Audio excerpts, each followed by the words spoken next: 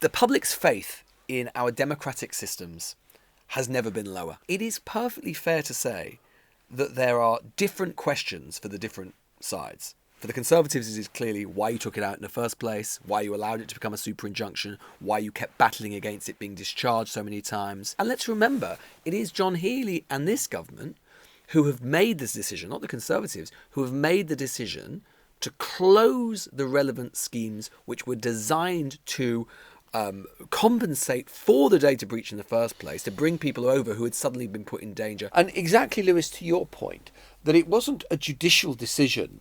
It may have been offered up by the judge initially, but governments of both colours have thought, oh yeah, lovely. They could have discharged the super at any moment. And yesterday the Defence Secretary set out the full extent of the failings that we inherited. A major data breach, a super-injunction, a secret route that has already cost hundreds of millions of pounds. Ministers who served under the party opposite have serious questions to answer about how this was ever allowed to happen. The chair of the Defence Committee has indicated that he intends to hold further inquiries. I welcome that and hope that those who were in office at the time will welcome that scrutiny. Prime Minister says there should be scrutiny after one of the biggest acts of incompetence ever committed by the British state. And yet, at Prime Minister's questions, not a single backbench MP thought to rise to ask him to rule out whether super-injunction should ever be used in this way ever again, to deny Parliament its right to know what the government is doing and why. 24 hours on from the lifting of that super-injunction, who is going to pay the political price, and who will be asked the questions about what happens next? Welcome to the News Agents. It's John. It's Emily. It's Lewis. And what an extraordinary 24 hours. What an extraordinary 2 years for you, Lewis. Kind of tied up with this court case that was never ending, and only with the injunction lifted yesterday. I just wonder, given how closely you've followed it, and given what we have heard from the Defence Secretary, from the previous Defence Secretary, from the Prime Minister, has anything changed your understanding of what unfolded? No, John, not really. One thing that I am surprised to hear about, though, is the extent to which so many politicians seem to be saying, well, it's nothing to do with me, Gov. And perhaps I shouldn't be surprised by that, given the sort of gravity involved. But there has been a huge amount of deflection, I would say, which has taken place by politicians over the last 24 hours.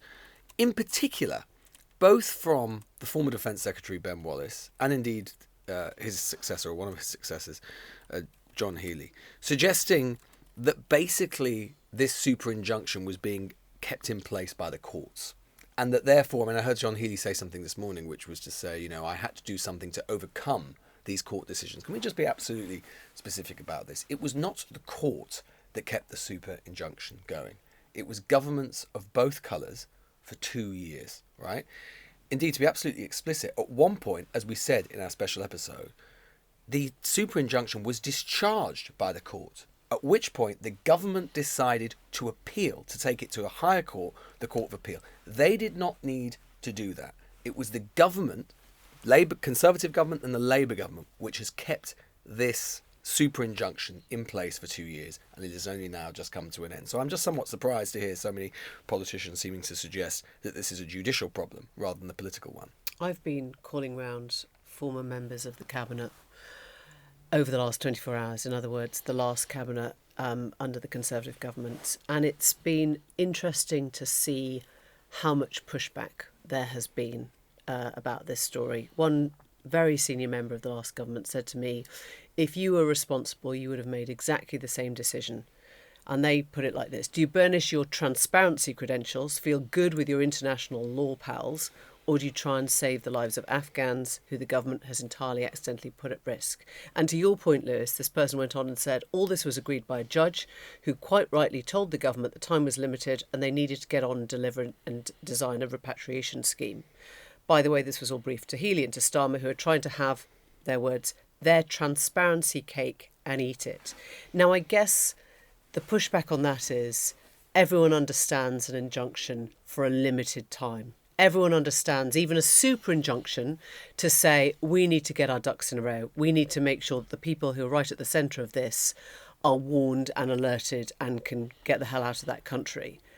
But I don't think it makes any sense then to leave it on for 2 years. Another ex-cabinet member said to me, I think it was justified. We were terrified that if the Taliban knew about this list, they'd act on it. So the imperative was to get people out as quickly and as quietly as possible. And I think we did the right thing in government, Conservatives, and I think John Healey did the right thing by ending it. But what this person went on to say was, I think it's still a huge gamble to say publicly that these people are not at risk. And I asked, so are they still at risk?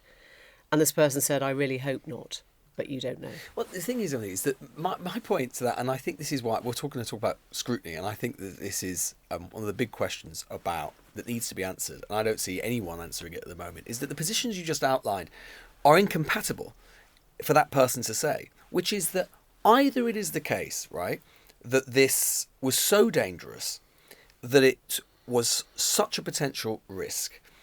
I do not understand, in which case, why it has been lifted, right? I sat in that court for 2 years, and I heard government lawyer after government lawyer say, time after time after time, that this massive restriction on press freedom, this massive restriction on Parliament's right to scrutinise the executive, was justified because the risk to life was so grave, that if this data set ever became known, just the knowledge of it became known, then the Taliban would use it to kill people. And one of the things I cannot understand, I asked John Healey about it yesterday, I've still not heard a satisfactory answer. What happens after 2 years? He commissions a review. This guy, Paul Rimmer, former civil servant, looks through it and goes, oh, actually, I don't think that risk to life is so great after all. And that is, well, either the initial assessment was wrong, and this is right, or vice versa. Okay, well, it can't be both. I remember. Can I just come back on that one? So the answer, that was exactly the answer I asked, which is like, is it great or is it not great? They said, you need to get the people out whose lives are at risk. That's what they did. They got 4,000 here. But there are still loads more that were affected who haven't. There are loads more who they've now decided are not at risk. I mean, I'm not making this case. I'm just saying. It's so arbitrary. It's so arbitrary. So apparently they got a lot of people across the border to Pakistan. Yes. They told them to get out of Afghanistan. 4,000 came here. They got other people out to Pakistan, and then they decided that the remaining ones weren't at risk. Now, of course, you might say that's very convenient, but what I guess I'm saying is this is how they have justified what has happened to themselves. There was a duty of care that came first. It came ahead of transparency, and now we have done what we need. I think it's very convenient. I'm sure a lot of people's gut instincts will be with the views expressed by those former cabinet ministers. Oh my God, it's a terrible situation. There's been a mighty cock up. This data file has been leaked. Thousands of lives are at risk. Right, let's take out an injunction, keep it quiet. Let's try and sort out the problem before we kind of let the public know about it. And I was with someone last night, eminent KC, who was expanding on that argument as well. I've also been contacted by someone who is senior at the MOD, who was part of this central committee that was established when the leak came to light, and they were trying to figure out what to do. And I think I'm right in saying there was considerable unease within the MOD when there was suddenly this super injunction. And officials are thinking, my God, there is going to be absolutely no scrutiny of anything. How is this sustainable? And exactly, Lewis, to your point, that it wasn't a judicial decision.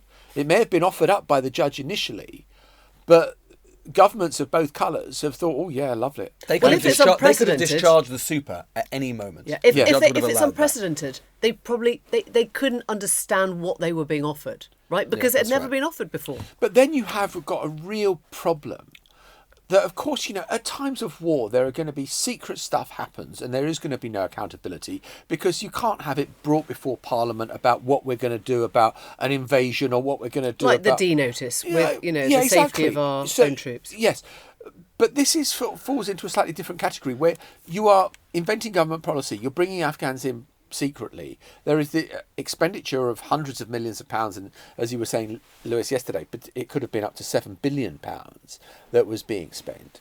And there is nobody who knows anything about it. And there is a super injunction that prevents the Speaker of the House of Commons from doing anything about it. I think that is a fascinating his role subplot to all of this. It's really interesting, isn't it? The role of the Speaker in this, which is he's also under super injunction, right? So he cannot receive any questions about this. He cannot say anything about it. Because the whole point, we should explain, the whole point is that the Commons normally has this privilege, that the right to ask privilege. We'll all remember, or maybe those old of us, those old enough to remember, will recall the Ryan Giggs super injunction when John Hemmings, said the name of the Premiership footballer out loud in the Commons to end the super injunction. Privilege is basically the MP is not can subject to defamation as long as they say it in the Commons. They don't break the law. If they so the fact say that the Speaker couldn't actually act in his role as Speaker is extraordinary. I have always wondered, Emily, exactly that. I've always wondered, and I've never seen any explanation, how a super injunction can apply to the Speaker of the House of Commons can possibly sit with the principle, a central principle to our Constitution of parliamentary privilege. And I'm very, very intrigued. And parliamentary sovereignty. And parliamentary sovereignty. And this is the thing that I continue to wrestle with. I do not see, and I'm amazed, maybe we can talk about this, I'm amazed that more MPs don't seem to be affronted that their rights as legislators, sitting at the heart of our democracy, how can super injunctions, if they are to be used ever again, possibly cohere or sit with our constitutional system? They can't. They can't, not over any prolonged period, because Parliament is sovereign. Parliament's ability to scrutinise the executive sits at the heart of our political system. And again, I go back, number 10 has not ruled out their use in future. John Healey yesterday with me wouldn't rule out their use in future, although he said the bar would be high. And if super injunctions was to become part of the armoury of the British state, then that would pose long-term political questions about how our system can be expected to function. And I'm amazed that more MPs don't seem to be worried about it. I genuinely think there is a visceral response from many, and I think it's probably fair to say it will be more from Conservatives, who think that anything to do with military secrets or the MOD remains, first of all, a question of duty of care. And another former cabinet minister I spoke to was sort of explaining this to me in very sort of, step-by-step terms. This happened and this happened. And I said, well, it's extraordinary. You make it sound like there's nothing to see here. Do you really believe there's nothing to see here? And they said, yeah, I sort of do. Now, okay, two things can be going on here. One, they can be so terrified that they are all in kind of like slight shutdown mode. They cannot believe what is coming back to haunt them because of what's gone on. But the alternative is that, as I say, if you come from particularly a military background, particularly something that respects the sort of the secretive nature of government more than transparency, then you can completely convince yourself that this had to happen. The thing that I struggle with there is that there has always been in Parliament, and you go back over the decades, and there have been those parliamentarians that have not been interested in ministerial jobs and being part of the party machine. Yeah, they're sitting as a Conservative MP or a Labour MP or a Liberal Democrat MP, whatever it happens to be, but they kind of think their first duty is to their constituents and to Parliament itself and its sovereignty, and maintaining the sort of right of Parliament to hold the executive to account. And a scheme and a super injunction like we have just seen absolutely denies any ability. And there are mechanisms. The Afghans aren't their constituents, I think. Yeah, but there are mechanisms. We had on the other day, someone from the Intelligence Committee talking about the threat of Iran, where they get all the private briefings and they hear from MI5 and they hear from MI6. Surely, I heard Ben Wallace on the radio, the former Defence Secretary, saying, the Intelligence Committee doesn't hear stuff about defence. Not true. Yeah, and you just think, but why? Well, it could do. Why not? There must be ways in which Parliament, through some kind of system of committee or whatever it happens to be, they may have to be vetted, all the rest of it.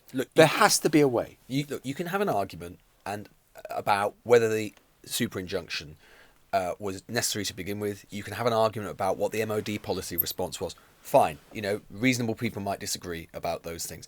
I think what you cannot argue, or what I'm surprised, which doesn't seem to be taking place to the extent I thought it might, is that this is constitutionally new, and you would have thought that MPs might consider whether or not this ought to happen again in the future, or if it were to happen again in the future, as you say, John, to your point, what the architecture around it ought to be to scrutinise it, to make sure that it is being properly observed and it is not being misused by the government or the executive. We don't know there isn't one still going on. We just don't know that. Yeah, exactly. That's the point, right? So when you asked John Healey yesterday, can you rule out any future, super-injunction? I mean, he said, all he knows, there might be one, right? Yeah. Or he might know that there is one, and that's why he can't rule it out. And exactly. So I was pretty astonished today, I have to say, going back to what we said at the start, that, today was the final Prime Minister's questions before recess. It was the final opportunity for MPs to put any of these matters to the Prime Minister. They've had 24 hours as well to internalise it from yesterday. Yes, there was a statement from Healey yesterday, but they've had some time to actually think about the constitutional implications and what happened, the very profound human implications for all those people caught up with it in Afghanistan. And although the Prime Minister himself addressed it at the start and Ed Davey made a passing reference to it, not a single backbencher got up to ask the Prime Minister, for example, whether he could guarantee that this would never happen again, to ask about what he intended to do in future to defend Parliament's right, their right as parliamentarians, and for their constituents to scrutinise the executive and defend their own rights. If Parliament isn't going to defend its own rights, then who will? Who will? And I thought it was a pathetic display, to be quite frank. The thing that interests me as well about what Starmer said in the Commons today, which was sort of difference in tone from what we heard last night, was he was trying to make it much more party political. He would say, he was pointing the finger at the Conservatives. They've got difficult questions to answer. They need to answer why they did what they did, etc., etc., etc. Whereas I thought until then it was, well, look, we inherited this from the government, the previous government, and we kept it on for a little while, but we wanted to check what the security situation was. And when we found that it was safe to do so, we lifted this super-injunction. And so I just wonder whether it becomes a party political football, or maybe the indifference of MPs, when John Healey was saying to you yesterday, Lewis, accountability starts now. Accountability isn't going to start at all. I mean, one thing we should talk about is the Afghans who've just been receiving, in the last 24 hours, the news that their lives have been put at risk and in danger. No, but it's all right, Emily, because they can go onto a website and put the details in and just check whether or not they've... they did. They literally got an email or a text, saying, wipe your social media from the MOD. Wipe your social media. I mean, it's a bit like one of those things which is like, don't repeat patterns, don't repeat your patterns of life. Don't pick up the phone, don't go to your door. And if you knew nothing about this, and of course, because of the super-injunction, they would have known nothing about this, and they suddenly get a message which will turn their lives upside down, and they're told not to respond to the email that they've just had, to wipe their social media, and then to check. I don't know what checking on the MOD website means in the first place. I don't know what you'd do. I mean, some of them, it's fair to say, have started a class action. And we know this because Bearings, a law group, has actually put together a class action of people who are so profoundly horrified by the situation they found themselves in that they're now suing the government. I mean, that's a whole other expenditure, which could come probably to more than the actual repatriation. We don't know. But, there are people who have just literally discovered that their names were on that list now, who are thinking, do I have a life in Afghanistan? Should I get out? Should I, am I okay to believe that I'm now safer because the UK government, who's in the middle of all this absolute chaos, has just told me it's fine now? And that's the thing, that this story fuses, literally tens of thousands of real people, often in desperate circumstances, with these grander but nonetheless extremely important constitutional questions that we're talking about. And that is why I think this question of scrutinising and internalising what has happened and thinking about what ought to happen in the future and how these matters ought to be handled again in the future, particularly even relatively narrow things that aren't that narrow, like how the government handles data protection, how this even happened in the first place, and what are the mechanisms that that's going to happen. Because the PM said that he hopes the Defence Select Committee can look into it. Well, the Defence Select Committee, of course, has some great people on it, and they will be able to hold hearings and so on. But they won't necessarily have the access to the full range of papers. They won't have the access to all of the people necessarily. A lot of the people, as we know, who have been... I mean, Parliament is not set up to scrutinise the opposition. Most of the people who were involved in this have since left Parliament, like Grant Shapps or Ben Wallace. Yes, the Defence Select Committee could bring them in. But nonetheless, I do think, and it's interesting, you got the Lib Dems suggesting they'd support this. Reform are now calling for it as well. I hesitate to pull on the public inquiry lever because I know it's too often done. But I do think that there is a special case for this, given so much of this, in fact, all of it until now, has taken place in secret, in complete secrecy, that there would be a very strong case to have a time-limited public inquiry and with statutory powers to look at this. Because I don't know about you two, but I have been inundated in the last 24 hours with people emailing me, getting in touch with me on social media saying, Lewis, I'm not a conspiracy theorist. I don't like talking about the deep state and whatever. But this has shaken my faith in the system. It really has. Because it's made me think, hang on, if we didn't know about this, what else don't we know about? What else could they use other circumstances around to justify keeping from us? And I do think that it is important for the robustness of our future politics and democratic system for people to have confidence and faith that if something like this were going to happen again, it's been properly thought about, properly reviewed, and there have been proper institutions and mechanisms in place to ensure that there is proper scrutiny. Am I right in saying, Lewis, that there are still things about this that you can't talk about? Yes.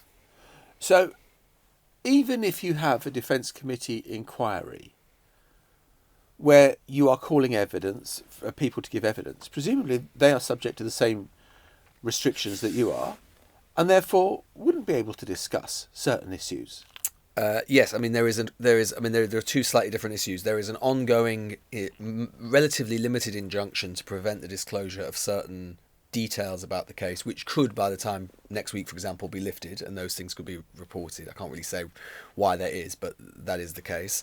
There will, of course, though, be lots of things. There will have been documents. There are documents that have been redacted that I can't talk about. Quotes, things that we heard about in the case.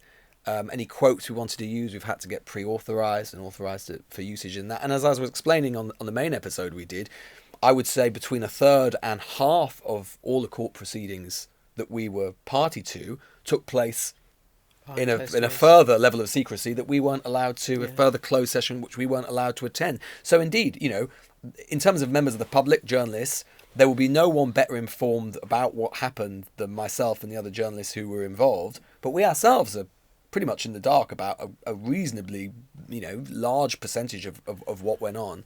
And so, yes, this is what I mean, and why I'm so sort of exercised about it, is that, even the Defence Select Committee might not have full access to all of those things. So I think we've got to think carefully about how we review what has happened. The Ministry of Defence, even for Whitehall departments, is famously prone to secrecy, sometimes for good reason. It's not especially cooperative. We've seen that its systems are clearly not fit for purpose in lots of ways. So I think that, you would have to, I think we need to think hard about how we think about what's happened and what we do in the future. Well, Emily has left us for the second part of the show. I assume she's herself basically become a super-injunction. We can never actually talk about her again. No, she's going to Parliament, and accountability to about Emily Maitland starts today. Good. Well, that's right. It's about time someone bloody asked the tough questions about her. Jesus.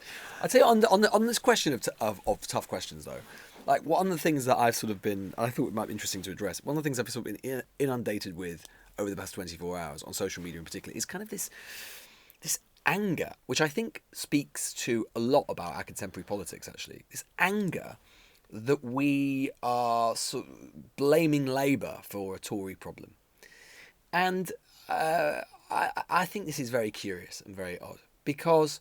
Of course it is true that the Conservative Party or the Conservative government took out the super-injunction and they framed all of the initial policy response on it. But it's also true that Labour maintained it.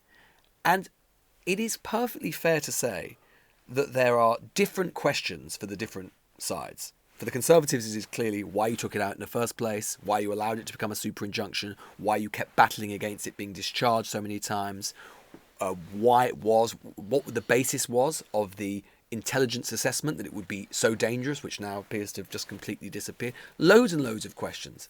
And ultimately, they are the ones who set the precedent. So perhaps the burden of the questions is gravest and greatest on them.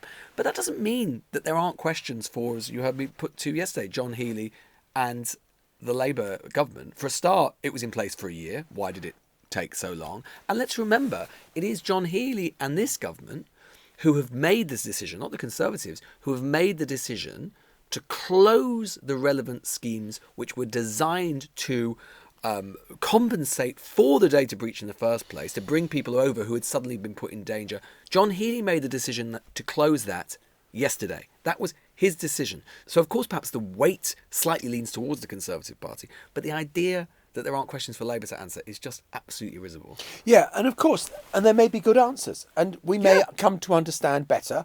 I mean, I suspect Labour comes to power. There is a degree of institutional capture of ministers by the Whitehall machine, by the MOD machine, which says, look, this is in place. But I mean, we can't jeopardise thousands of lives. And you've got a bunch of new ministers who've not worked in the MOD before are thinking, oh, Christ, what is it? OK, well, I suppose we need to keep this for a bit. And then they start to think, well, maybe this is a bit rum. And so what they need is a fig leaf that gets them off the super-injunction, and that's the Rimmer inquiry, which says, oh, don't worry, guys, the risk is not as great as it was. And they think, phew, OK, we can lift the super-injunction. I mean, maybe that is, in a very simplified form, what has unfolded over the past year. That is why we need to understand it better. Yeah. That is why we need to kind of, Transparency. Transparency. And, we haven't heard from Grant Shapps yet, who was the Defence Secretary when the super-injunction came into being. But apparently he'd only been Defence Secretary for a couple of days when the super-injunction landed. And, it's possible that he knew absolutely bugger all about it and didn't quite know what the dimensions of this were. But this is also why accountability is so important. We learned yesterday, basically, the person responsible for the leak is clearly, perhaps incredibly still employed by the British government. And this is why it's so important and why I'm so passionate about it, which is we are living in an age, right? We're living in an age where the public's faith in our democratic systems has never been lower. We know that there are bad people out there, populists out there. There are people who are looking to take advantage of that corrosive cynicism by often peddling lies and basically suggesting that the whole state is out to get you or is incompetent and useless. And indeed, to be honest, with regards to this story, it's hard to argue with quite a bit of that analysis. And that is why it is so important that the public know that when there are mistakes like this, the government is honest about it, it's transparent about it, and crucially, someone pays a price for it. Because anybody listening to this, thinking about how catastrophic that initial mistake was, and the enormous amount of money that had to be spent as a result of it, and a huge number of people who were put in danger and may have died as a result of it, the fact our constitution has basically changed as a result of it, any sort of equivalent, a tenth of that, a hundredth of that, in their job, outside of the world of politics, they know they'd pay a price for it. And when they see a system which seems to be protecting itself, and that's why I think it's so potentially dangerous about the super-injunction and the whole sense of it, is it looks like, fairly or unfairly, it feels like, it smells like, it looks like the system and the players within the system are trying to insulate themselves from the consequences of their own behaviour. I think it's not just that there are questions that need to be answered by successive Tory Defence Secretaries or the Labour government. I think there are questions for the civil service as well about why it was that this, how the breach could have happened, what the IT systems are in place, why this went on for months without ministers particularly being aware of it, and what ministers were told, and how the MOD tried to protect itself. I think there are questions for the judiciary as well about the willingness of a judge to grant a super-injunction, which, as you say, Lewis, it sounded like the judge said, well, why don't you have yourself a super-injunction? And the government said, oh, yeah, love one of those. Thank you very much. And in terms of that reaction about online and so on, I do think this is part of the problem and does say something about our contemporary politics. One of the problems with modern politics and social media in particular, and the polarisation which has taken place, is that people's proclivity and willingness to listen when their own side has questions to answer feels like it's never been lower. Yeah. And that is a problem with modern journalism, right? It's a problem is that people just start to put their fingers in their ears and just hear no evil and see no evil when their own side is in the dock or has those questions. And as I say, of course it was the Conservatives who took it out. But people getting angry or suggesting that somehow by asking questions of Labour and the current government, who, by the way, of course, are the ones now in power and have the ability to decide whether this should ever happen again, whether there should be a public inquiry, what the architecture of all this looks like going forward, that's on them. Of course there are questions. And somehow, in so much of modern politics, even recognising that fact seems to some people like an affront. And the problem with that is that our democracy and parliamentary democracy kind of only works when you assume that even your own side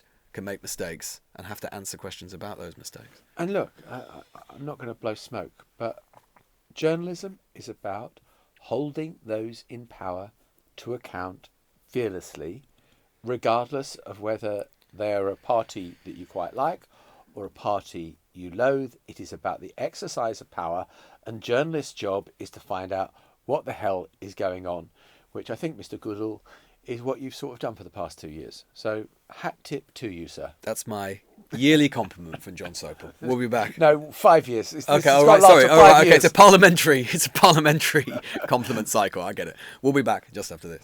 Lewis, we've already spoken about Prime Minister's questions today and the enormity of the issue and the fact that nobody seemed to want to talk about it.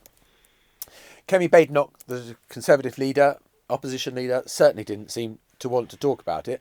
And it seems that she wasn't that interested when she was offered a Privy Council briefing on the subject. Yeah, indeed. Mikey Smith from the Mirror is reporting that Kemi Badenoch was offered a briefing on the Afghan super-injunction by the government, but she declined. Her team felt too much of her time was being taken up with such briefings, and they were only useful to her half of the time. As a result, the first of she knew of it was on Monday.